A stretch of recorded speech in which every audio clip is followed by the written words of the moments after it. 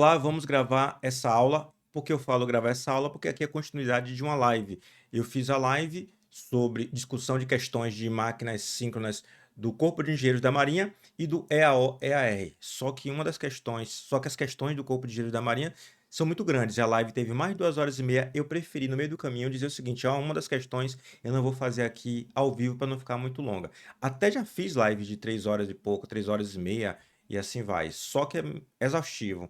Então, eu preferi fazer depois. No caso, fazer depois é fazer agora. Se você não fica sabendo das minhas lives, por favor, é só você me seguir no Instagram, que facilita bastante a sua vida. Não se preocupe que tem um link na descrição do vídeo, mas caso você esteja lá no Instagram e lembre de mim, é só colocar meu nome, Eudemário, e você me encontra. Ou também você pode colocar o seu e-mail na minha lista de e-mails. É outra forma também muito interessante, porque de vez em quando eu aviso que eu vou fazer a live daqui a 3, 4, 5 dias, você fica sabendo antecipadamente e pode se programar. Se você quer passar no concurso, você tem que levar a sério as lives no YouTube como se leva a um curso que você estivesse pagando. Por que motivo? Porque muitas vezes as coisas que acontecem aqui no YouTube são melhores do que coisas que você paga. É só você talvez comparar com a sua graduação. Compare sua graduação com os vídeos que você tem no YouTube e você vai ver que talvez aqui no YouTube você encontre professores melhores do que você teve na sua graduação. Não estou dizendo que eu sou um deles, mas talvez eu seja. Vamos lá, vamos para a nossa questão que a gente não resolveu durante a live. É essa aqui, ó. Eu vou ler o enunciado, daqui a pouco eu saio para fazer esse comentário aqui, ó.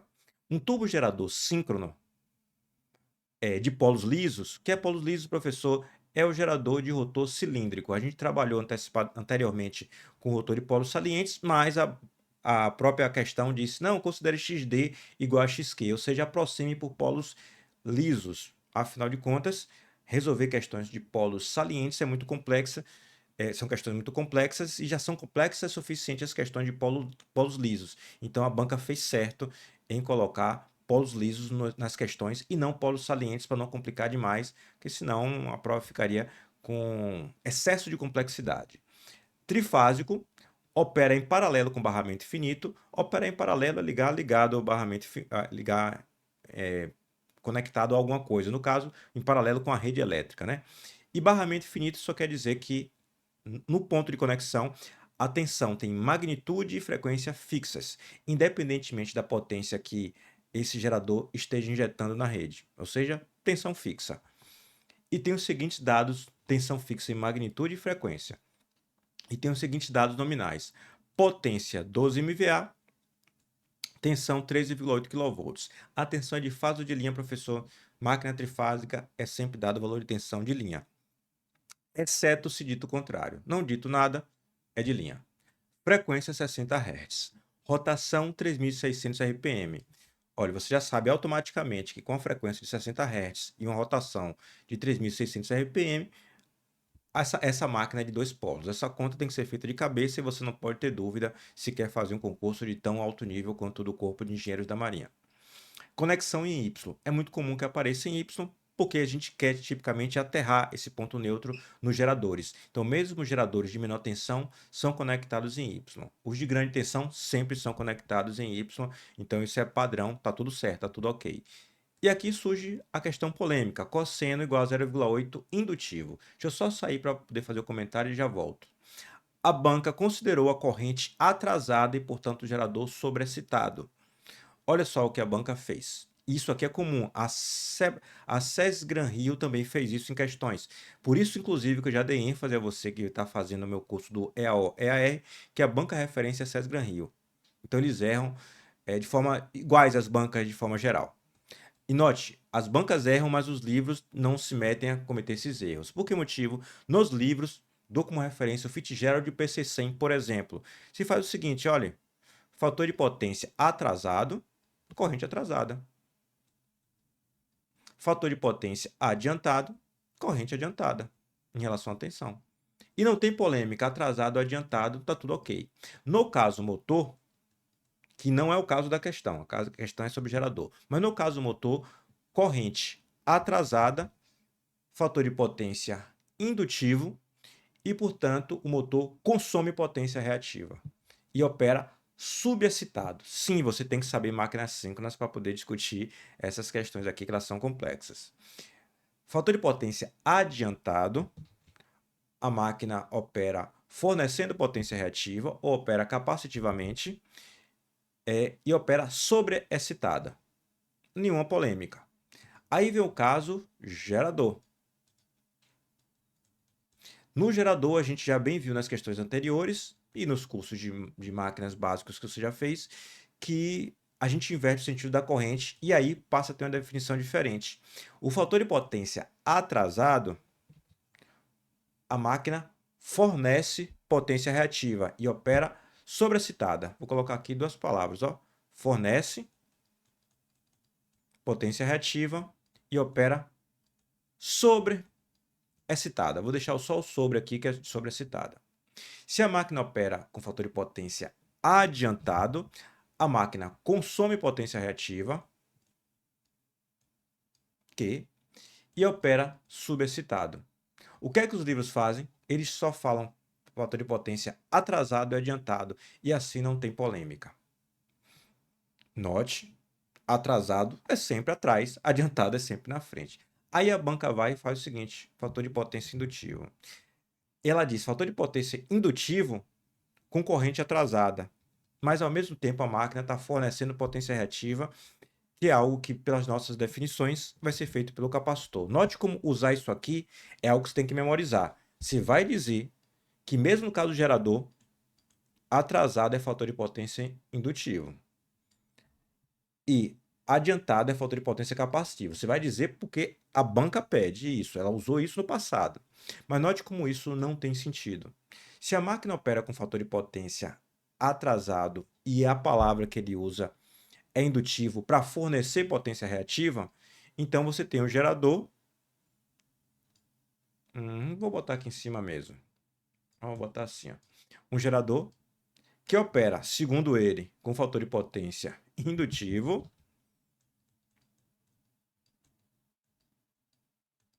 fornecendo potência reativa. A corrente está saindo da definição do gerador. Se ele está fornecendo potência reativa, significa dizer que ele está alimentando um circuito, no caso não um barramento finito, mas uma carga aqui que eu vou representar, que tem uma resistência e uma reatância indutiva. Então você tem um gerador indutivo fornecendo potência reativa para uma carga indutiva. Então, se você chamou isso aqui de indutivo, que é o gerador, você tem que chamar isso aqui de carga capacitiva. Mas, meu Deus, essas pessoas não se tocam capacitiva. Essas pessoas não se tocam quando fazem esse comentário aqui desse indutivo, quanto isso é prejudicial ao entendimento das coisas. Usa que nem os livros, rapaz. Adiantado e atrasado, e assim termina a polêmica. Então você vai ter de memorizar que a sua banca, ela usou o histórico. Eu não estou dizendo do futuro, que no futuro ela pode mudar o ponto de vista. Vai que alguém vê esse vídeo aqui e depois fala, vou mudar isso aqui porque isso de fato não está ok. Mas o histórico dela é dizer que indutivo é fator de potência atrasado sempre. E no caso gerador, isso vai indicar fornecimento de potência reativa. Significa dizer que se o gerador opera indutivo, fornecendo potência reativa para uma carga indutiva, a carga indutiva você tem que dizer que é capacitiva. Cheguei a me irritar agora. Mas é isso que as bancas fazem. E volto a dizer, a SES Gran Rio já fez isso com o curso também. E note, se alguém dessas bancas viu, rapaz, só troca, viu esse vídeo, né? Só troca o nome por atrasado e adiantado e a polêmica some, porque isso não avalia o aluno. Isso aqui só causa confusão. Só o tempo que você gasta pensando o que quer fazer e a frustração que é você estar fazendo sem saber se está fazendo do jeito que a banca quer, por si só é um problema. Mas você, meu aluno de agora, vai ver que a banca considera indutivos igual a atrasado, como sendo sinônimo. Isso não tem pé nem cabeça. Mas vamos seguir a vida. Só para botar bem claro, você chamar indutivo isso aqui e, portanto, uma carga que está consumindo potência reativa, você tem de usar o nome oposto, né? Se uma coisa que fornece é indutiva, coisa que consome vira capacitiva. Uma coisa que tem indutor causa constrangimento, não causa? A mim causa. Eu fico frustrado. Mas Volto a dar ênfase. Vou até deixar aqui esse desenho para você anotar. Fator de potência indutivo de gerador para a banca é igual a sinônimo de fator de potência atrasado, porque aí a polêmica some. Adiantado e atrasado não tem polêmica. Entendida essa polêmica, a gente pode ir, ou polêmica que eu criei, não sei, vai ver, todo mundo tem razão, menos eu. Na curva abaixo estão fornecidas suas características de saturação em vazio e em curto-circuito. Nós já vimos esses ensaios em questão anterior, só que em questão anterior não teve o gráfico, porque a curva característica era linear, então não precisava de gráfico. Então aqui eu quero que você note que você tem a tensão em vazio. Como foi feito esse gráfico de tensão em vazio? Vamos ver aqui ó, a nossa imagem que a gente colocou antes. Tensão em vazio, você deixa o gerador em aberto, gira ele, excita o gerador, nesse caso com 80 amperes, lá a gente vai ver qual é o valor, e mede a tensão terminal. No modelo, a tensão terminal vai ser igual à tensão induzida se não houver nenhuma corrente circulando, e não vai haver nenhuma corrente circulando porque o gerador está em vazio. Em curto-circuito, o que é que você faz? Você curto-circuita os terminais, gira e excita também. Vai ter uma tensão induzida, que vai ser aplicada somente na reatância síncrona. Por quê? Porque a gente já está desconsiderando a resistência de armadura. Essa aproximação também é clássica. A gente já usou antes e vai usar agora também. E parece que a banca vai adotar dessa forma, que é a forma ok, que a gente usa, inclusive, na literatura, para simplificar os cálculos. E vai surgir uma corrente. Como EAF e XS são proporcionais à velocidade, porque eles são proporcionais à frequência, então, no fim das contas, esse valor de corrente aqui ó, acaba sendo igual sempre. Se você coloca a velocidade de 1000 RPM, então você tem um valor de EAF e um valor de XS. Divide um pelo outro e encontra o valor da corrente. Né? Nesse caso aqui, ó, divide EAF por XS e encontra a corrente. Mas se você, em vez de botar 1000, botar 2000 de velocidade, o valor de EAF dobra e o valor de XS também dobra. E, portanto, a corrente fica no mesmo valor, porque os dois valores dobram. Então, a corrente de curto-circuito é um valor, a princípio, constante. Note, constante com a velocidade, não com o fluxo. Por que motivo? Porque nesse caso aqui a gente ignorou o fato de que quando você vai aumentando a corrente, o fluxo não cresce na mesma proporção. Tem a curva de saturação. Então, você aumenta a corrente e o fluxo começa a não aumentar muito, não aumentar muito, não aumentar muito. E, portanto, a tensão induzida aqui interna vai ter uma relação similar à curva de saturação. É isso que é ofertado ali no gráfico. Só um último comentário aqui em relação à própria corrente de curto-circuito. Por que motivo? Porque quando você vai aumentando a corrente de excitação, você vai aumentando o EAF. Então, você imagina que vai aumentando o EAF e o XS se mantém constante. Vamos pensar primeiro caso. EAF sobre XS dá o valor de A. Só que o EAF agora segue a curva de saturação. Então, você imagina que essa corrente também seguiria a curva de saturação. Só que tem um porém.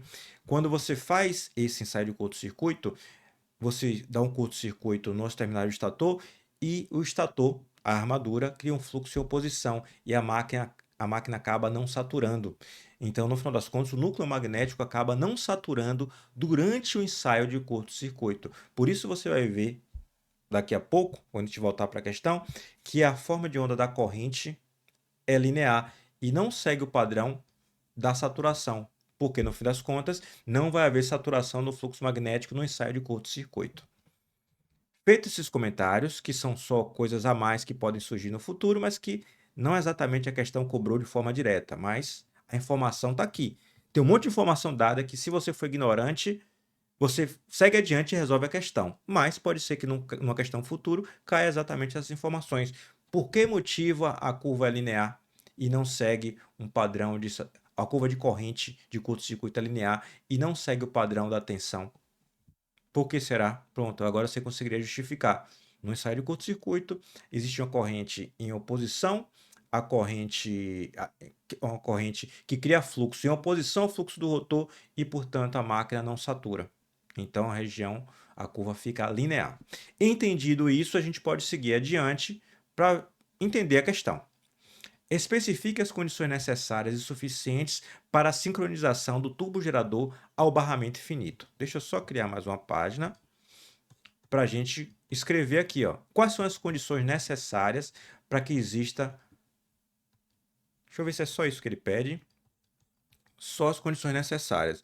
Uma máquina trifásica para se conectar à rede elétrica, uma máquina qualquer, para se conectar à rede elétrica, ela precisa ter a mesma tensão. Você quer ligar um gerador, fala operação gerador, né? Porque o motor não tem tensão nenhuma, que quem vai dar tensão é a própria rede.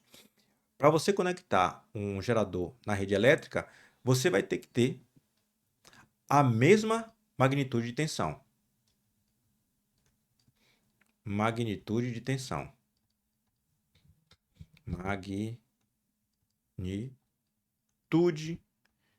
de tensão.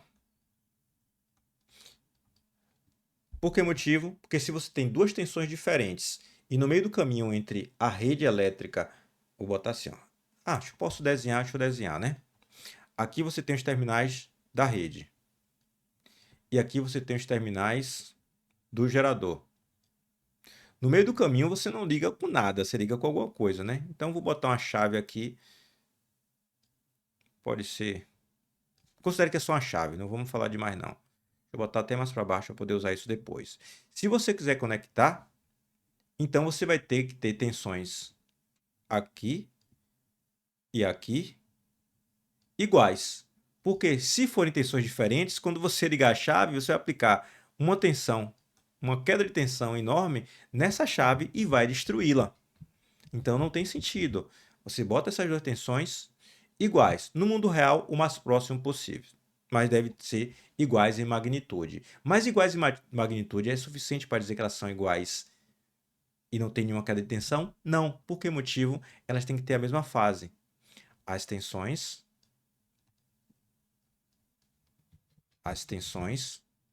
aqui eu escrevi de forma mais compacta. Você deveria escrever as tensões da rede e do gerador. As tensões devem... Apareceu um Y aqui, ó. Devem estar em fase.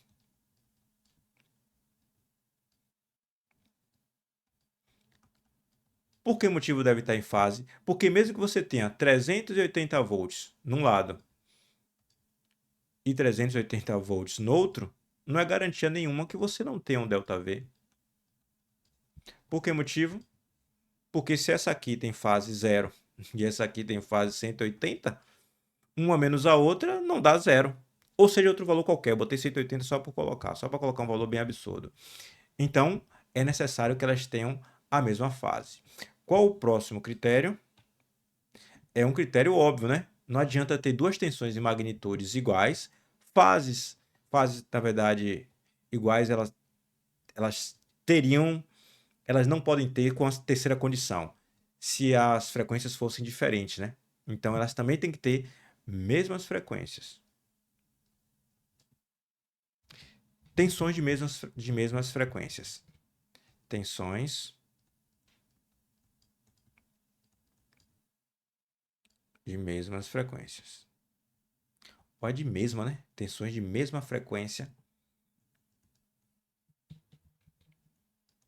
Ou de mesmas frequências, acho que também está certo. Se você entende português, me corrija aí. De mesma frequência. Obviamente que se elas tiverem frequências diferentes, a ideia de fase nem entra, né? Porque fase a gente compara de duas ondas de mesma frequência. A banca considerou isso aqui como resposta, mas ela esqueceu de um quarto item, né? Tem outra coisa importante. Qual é? Mesma sequência de fase.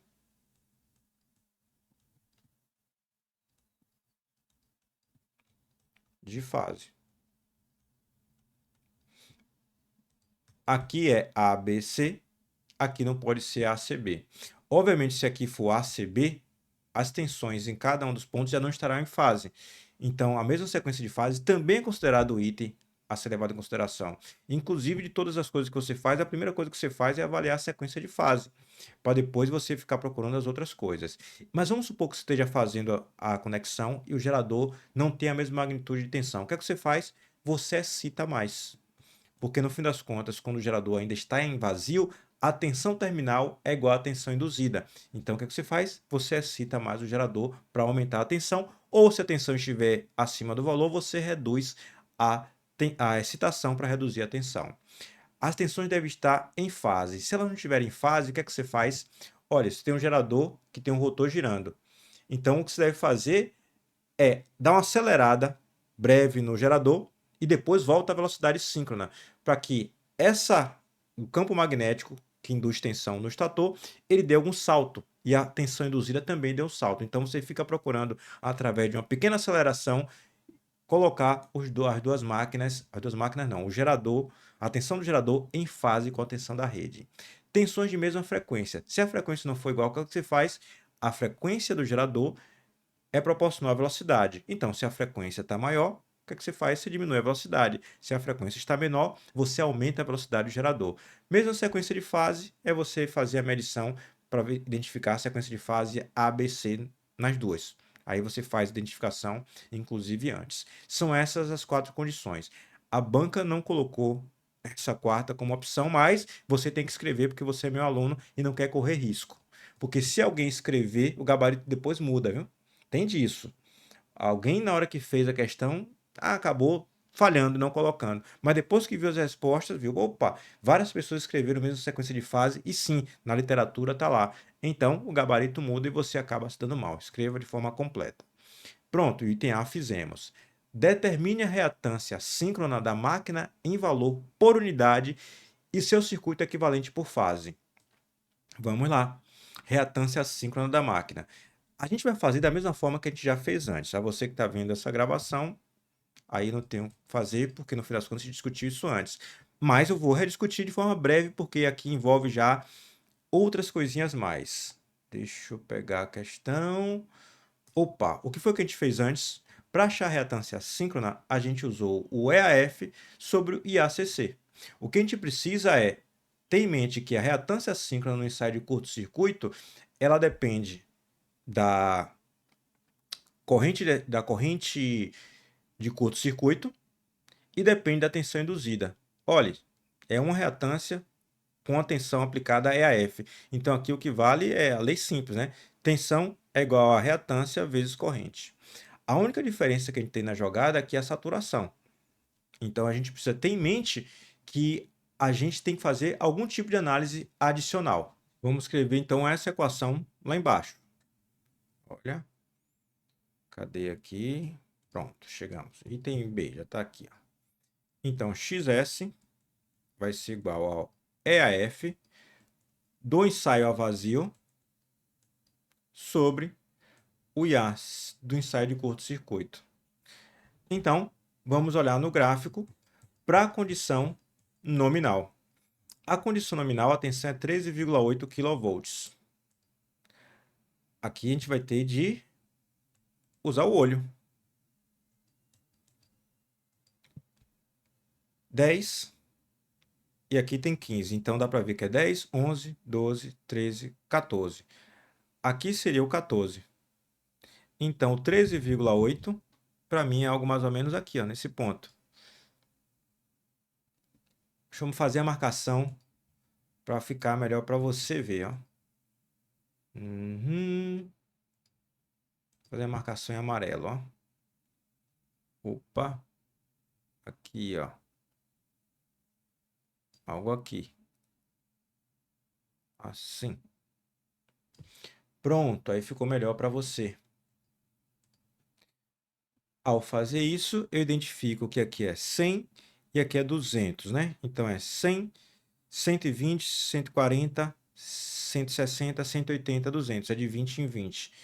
Então, a corrente de excitação, neste caso, é 120 amperes CC, viu? É corrente de excitação, para 13,8. Então, note, para a corrente de 120 amperes, eu tenho na excitação um outro, com a corrente de excitação de 120 amperes, eu tenho também um valor de corrente de curto-circuito, que eu devo encontrar também. Vou marcar de outra cor. Aí eu posso fazer isso aqui, ó. Uhum. Joia. E a corrente de curto-circuito, nesse caso, e como essa escala aqui, ó, eu tenho 600 a 1200 e 1, 2, 3, 4, 5. 600 dividido por 5 dá 120. Então aqui está de 120, 120. Eu achei isso também complicado, né? É de 120, 120. Então aqui eu tenho zero. Se bem que aqui tem zero também, ó, indicado, né? Aqui poderia botar o zero aqui também. Então eu sei que eu tenho 0, 120, 240, 360. Então a corrente de curto-circuito é 360 amperes. Muitos pequenos detalhes, né? A escala podia ser algo mais de 50 em 50, de 10 em 10, uma coisa assim mais fácil. Mas não é. Acabou. Se não é, não é. A gente vai resolver o que tem. Então eu tenho uma tensão de 13,8 kV de linha, enquanto eu tenho uma corrente de curto-circuito de 360. São esses valores que eu utilizo para calcular a reatância síncrona. Olha, eu tenho que usar o valor de fase, porque o modelo é por fase. Então é 13,8 kV. Eu vou botar um número, né? Vezes 10 a terceira, dividido por raiz de 3, porque eu tenho que usar o valor de fase. Dividido por 360. Eu fiz essa conta antes e prefiro usar o valor que eu já fiz antes. Então, isso aqui dá 22,13 ohms. Se encontrar aproximação diferente, vai ser pouca coisa, porque eu não sei a aproximação que eu usei na hora. Então, resolvi a primeira questão. XS é igual a 22,13. Como é que eu encontro o valor em PU? Eu tenho que encontrar o valor base. Então, bora encontrar o valor base. Passo aqui embaixo mesmo, não é problema. Posso pegar tudo isso aqui e levar lá para baixo, para ficar organizadinho. Então, vou pegar isso aqui e levar lá para baixo. O item B, então, a gente faz depois.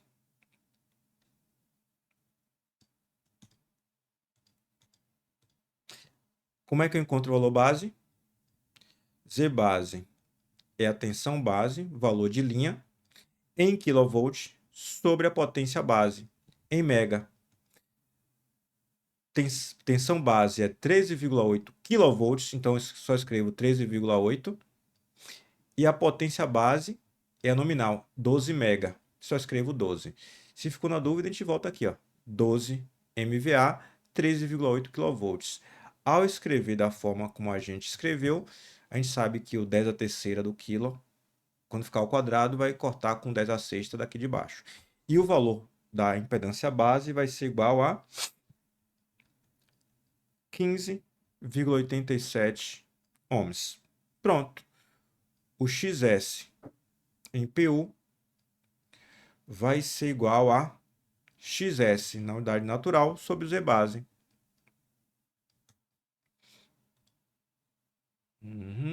Opa! Vai ser 22,13, esse valor, sobre 15,87, que dá 1,39 PU. Não tem nada de errado não, viu? Porque se encontrou mais de um PU, já ficou se coçando aí, né? Pô, aquela tensão vai ser grande. Quando essa máquina estiver operando com a corrente de 1 PU, corrente nominal, a queda de tensão em XS vai ser de 1,39 PU de tensão, né? Vai ser comum. Inclusive, há valores maiores do que esse aqui. Então, se acostume com o fato de que a reatância síncrona ela pode ser próxima de 1 PU, a gente encontrou em questão anterior 0,82, se não me engano, como pode ser valor maior do que 1 PU, a gente encontrou agora 1,39.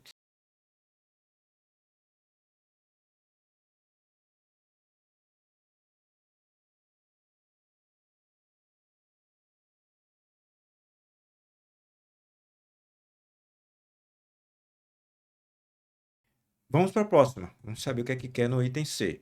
Represente o diagrama fasorial na condição de carga nominal, indicando os valores numéricos das grandezas de linha. Aqui vai ter aquela mesma polêmica que a gente teve antes, que a banca coloca valores de linha no diagrama fasorial, mas a corrente ela considera a corrente na fase com valores de linha, sem considerar o 30% de defasagem. O diagrama fasorial tem que ser feito com base no modelo dos valores por fase. Se você usou linha, as tensões ficam 30 graus defasadas, mas a banca não considera isso. Então a gente vai fazer da forma certa e depois eu vou lhe dizer como fazer da forma que a banca quer. Aí, para mim, vou ser sincero, é certo e errado mesmo. Item C. Diagrama fasorial. Para fazer o diagrama fasorial, condição nominal. Eu consigo calcular a corrente, porque eu tenho a potência nominal, a tensão, o fator de potência. O fator de potência me permite calcular o ângulo da corrente, né? Que inclusive a gente sabe que ele chamou de indutivo como igual a atrasado no caso gerador. Podia ser só a palavra atrasado que não tinha polêmica, mas a polêmica a gente discutiu no começo. Se eu encontro a corrente e tenho a tensão terminal e já tenho a reatância, eu encontro o EA e tem o EA ou EAF que a gente vê usando e a gente passa a ter tudo. Então vamos encontrar em primeiro lugar a corrente. 12 mega, 13,8, fator de potência 0,8. Como é que a gente encontra a corrente? A gente pode dizer que IA, não vou botar a barra em cima para indicar que é somente o módulo, vai ser igual a potência nominal, já que quer todo o valor nominal, sobre raiz de 3 vezes a tensão de linha, VAL. Vou botar aqui de linha. Tanto faz como o modelo é em Y e a própria conexão é Y, mas o modelo é que importa. Então, no final das contas, posso calcular a corrente usando raiz de 3, que eu vou encontrar o valor de linha que é igual de fase. Então, tanto faz. S igual a 12 vezes 10 a terceira. A sexta, que é mega, sobre raiz de 3. E como estou usando de linha, é 13,8 kV ou 13,8 vezes 10 a terceira.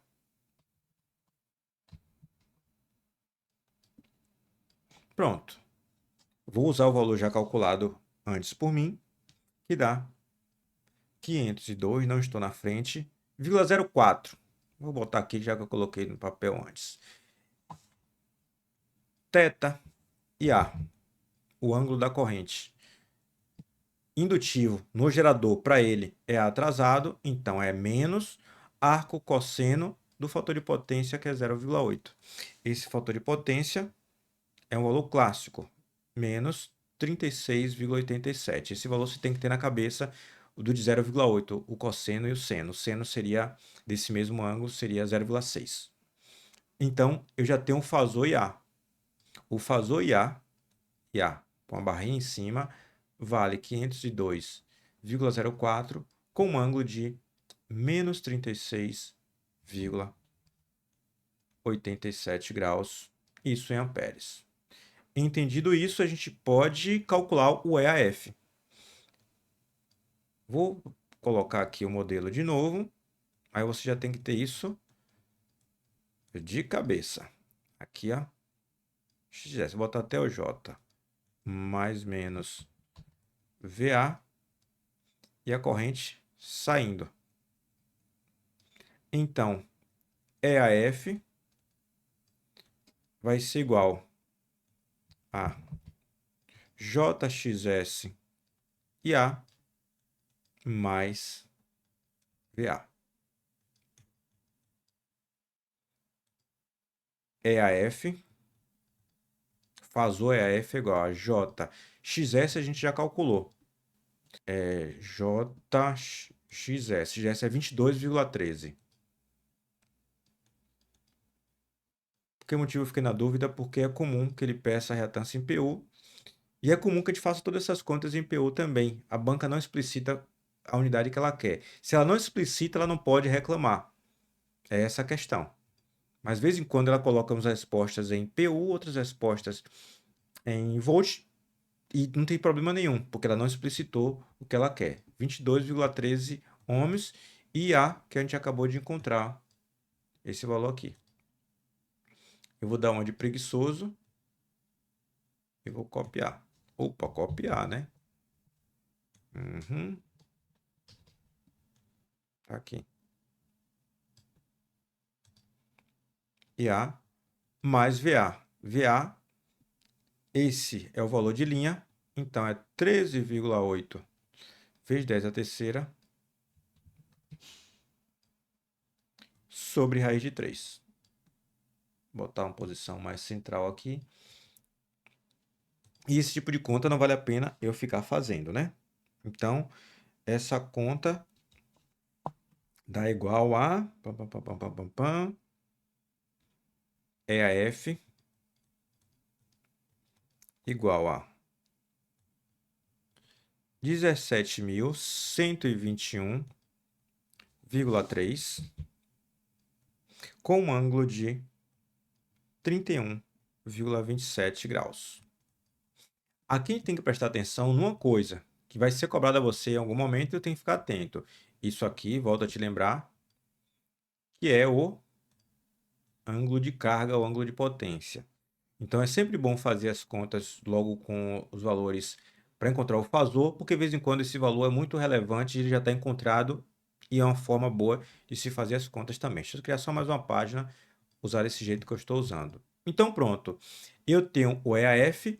Uma das coisas que eu posso fazer também para melhorar o meu diagrama fasorial é encontrar o JXSA, já que eu vou precisar desse valor. Aqui eu vou botar uma conta como acessório, eu vou colocar em vermelho, JXSA. E na hora que você fizer essa conta aqui, você já faz separada para poder encontrar o JXSA, porque você vai utilizar depois no diagrama fasorial.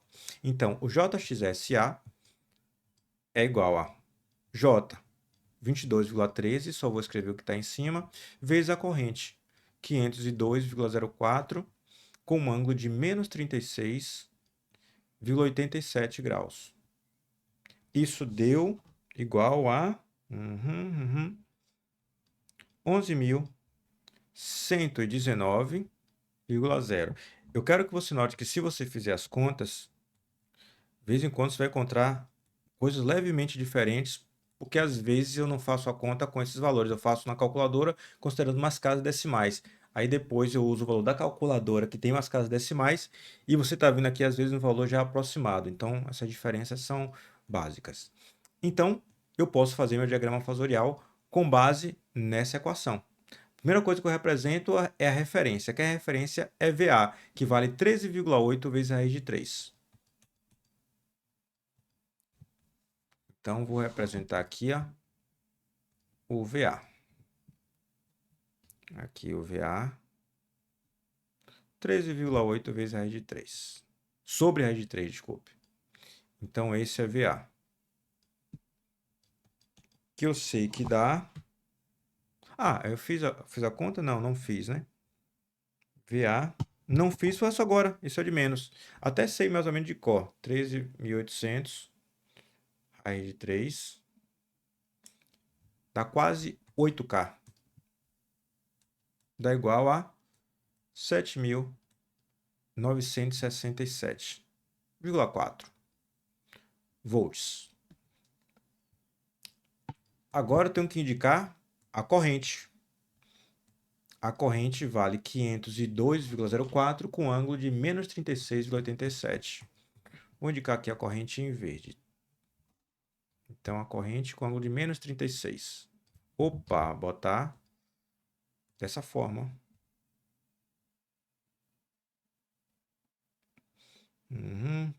Algo mais ou menos aqui. Tanto faz a escala, porque corrente é outra coisa, né? Aqui é IA.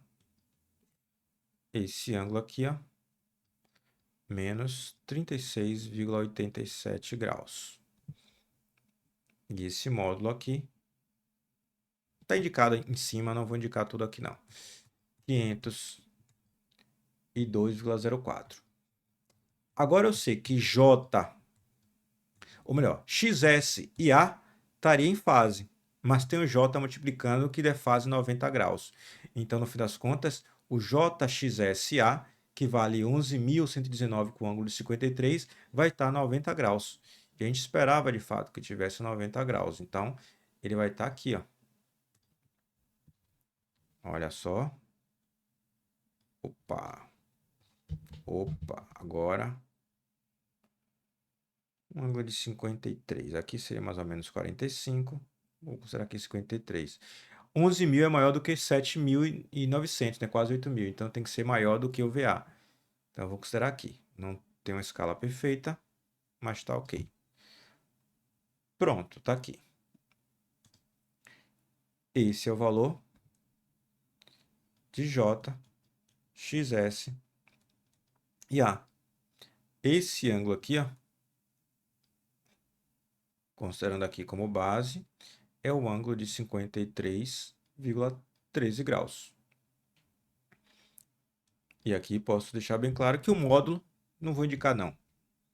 Opa, deixa eu refazer. 13 graus. E o módulo disso, a gente bem sabe que é 11.119. O que falta entre um e outro é exatamente o EA, que vale 17.121 com ângulo de 31,27. Vou botar de outra cor, vou botar de vermelho. E o que falta entre um e outro? Aqui, botar mais centralizado. Ah, mais centralizado, sim. Aqui, ó. Entre o começo de um e o fim do outro é exatamente o que fecha o diagrama fasorial. Isso aqui tem um ângulo de 31,27.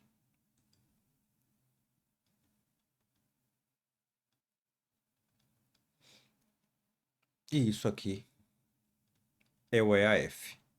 Isso é o diagrama fasorial da gente. Aí vem um porém. Deixa eu só indicar valores aqui, ó. Esse EAF tem módulo de 17.121,3. 17.121,3.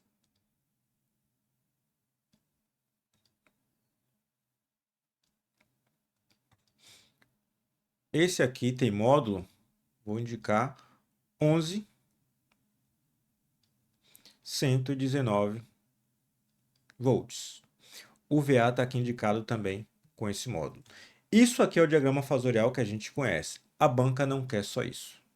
O que a banca pede é que você indique os valores de linha no diagrama fasorial. Veja a questão aqui, ó, anunciado, como ela fala isso. Ó. Represente o diagrama fasorial na condição de carga, indicando os valores numéricos das grandezas de linha. Então, você pega e multiplica por raiz de 3. Até aí está tudo certo. Não tem nada de errado. Não tem nada de errado nisso aqui.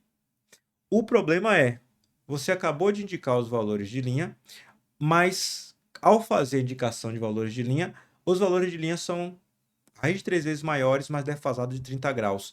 Então, no fim das contas, todos esses valores de tensão deveriam ser defasados em 30 graus, enquanto que o valor da corrente, que é de fase, se mantém.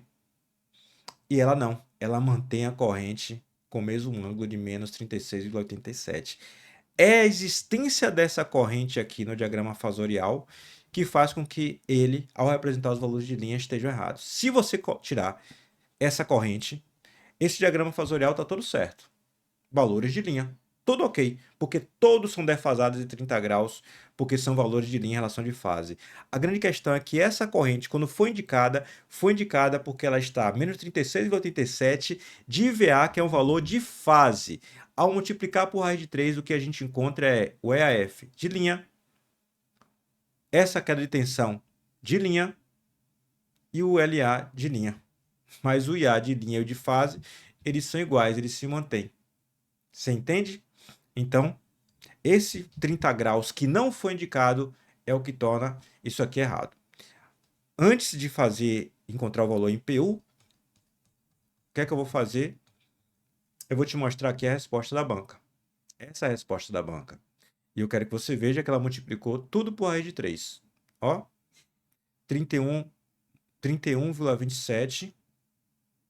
Ah, é o ângulo o ângulo de carga, tá certo, viu? Só vi aqui porque eu não fiz a marcação. 31,27. O EAF, ângulo 29.563. Se você pega esse valor de 17.121 e multiplica por raiz de 3, você encontra aquele valor. Não tem problema. Aí vem a corrente que ele manteve com um ângulo de menos 36,87. E isso complicou. no meu julgamento, estar errado. A existência da corrente com esse ângulo é que deixa errado. Se não tiver a corrente, de novo, tanto faz, porque o diagrama fasorial você representa uma imagem dele. Então, tanto faz se ele está dessa forma ou se ele está girado de um ângulo de 90 graus, tanto faz. O fasor, na verdade, é fasor girante. A gente só pega uma imagem. Agora vamos para o item D, o último item. Determine a corrente de excitação requerida para a condição de carga nominal. E a condição de carga nominal foi o que fizemos antes. Se foi o que fizemos antes, nós já encontramos que o valor de EAF era 17.121,3. O gráfico dá o valor de linha. Então, eu já coloquei aqui multiplicado que o valor encontrado de linha vai ser 29.655. Então, já tínhamos encontrado no item C as condições nominais e agora encontramos, para as condições nominais, o valor do EAF como 29.655. Por que precisamos disso? Porque agora a gente tem de consultar o gráfico. A grande questão é que você percebe que o gráfico vai até 25.000 e não 29.655. Então, você vai ter que extrapolar o gráfico. Eu fiquei desconfortável com isso porque eu sou professor e uma prova aberta que isso aparece, nessa hora, eu sendo aluno, com 20 e poucos anos então, fazendo esse concurso, eu paro essa questão e falo, eu já errei, vou deixar aí o que eu já fiz para que a banca avalie as questões que eu já fiz e me dê pontuação parcial, porque no fim das contas, eu errei a questão. E não, você não errou, está fazendo tudo certo. Vamos lá. A primeira coisa, se é 29.600 alguma coisa, eu vou ter de extrapolar esse gráfico, né? Então, vou usar aqui as ferramentas que eu tenho. Olha só, aqui tem 5.000, daqui até aqui, ó. Tem 5.000, né? Então, se eu colocar isso aqui em cima, eu tenho aqui o ponto, opa, eu tenho aqui 30.000. Então, aqui é para mim, opa, tirar essa setinha, tirar aqui, aproximadamente 30k. Esse ponto aqui para mim é aproximadamente 30k. Então, o ponto, deixa eu botar outra cor, o ponto 29.655 vai estar um pouquinho abaixo só.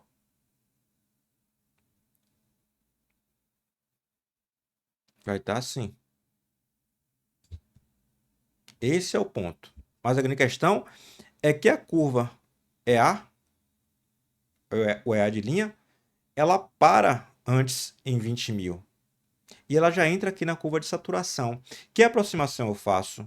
Olha só, vai ter gente que vai querer fazer essa aproximação, porque você vai ter que levar em consideração a característica linearizada da máquina. Já que você quer o XS, então você vai querer fazer talvez essa aproximação. Deixa eu só mudar de cor, para dar mais contraste. Essa aproximação, que é a característica linear. Mas a característica linear é feita com a máquina pensando em operar no joelho da curva de saturação. Então, considere, quando você tiver de fazer uma linearização da curva de saturação, que você vai passar por um ponto de operação no joelho da curva. Aqui você tem a tensão nominal, 13.800 aproximadamente. Então, é essa aproximação que você vai fazer uso. Pronto. Fez a aproximação. Essa é, portanto, a curva. Deixa eu botar aqui, ó, de EAF de linha, porque a gente sabe que o valor de linha linearizada.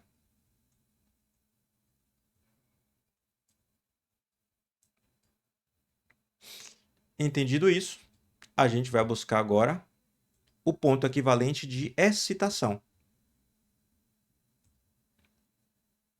Excitação. Então, você vem e desce uma reta aqui, ó.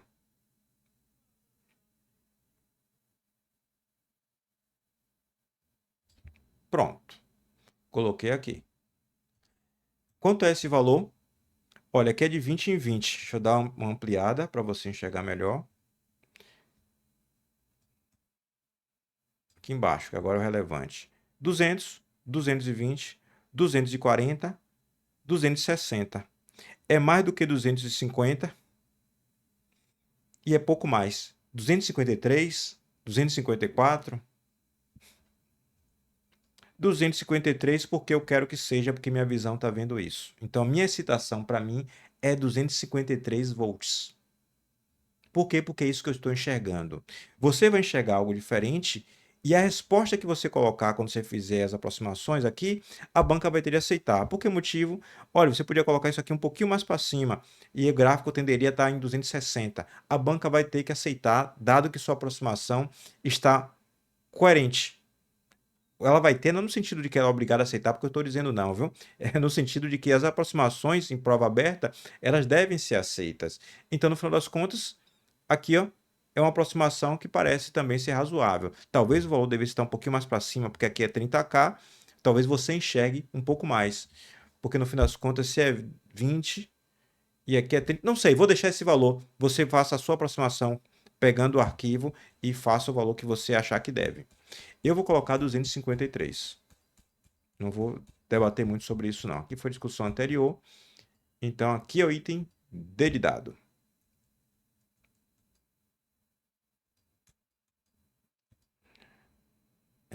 Para EAF, na condição nominal de 29.655 volts,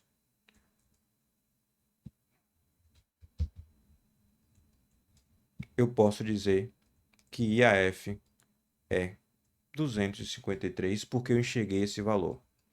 Note que a sua aproximação vai dar outro valor e aqui você precisa argumentar que você fez esse encontro desse valor por inspeção no gráfico, né? Você fez a linearização e fez a inspeção no gráfico. Isso não está escrito porque eu estou falando.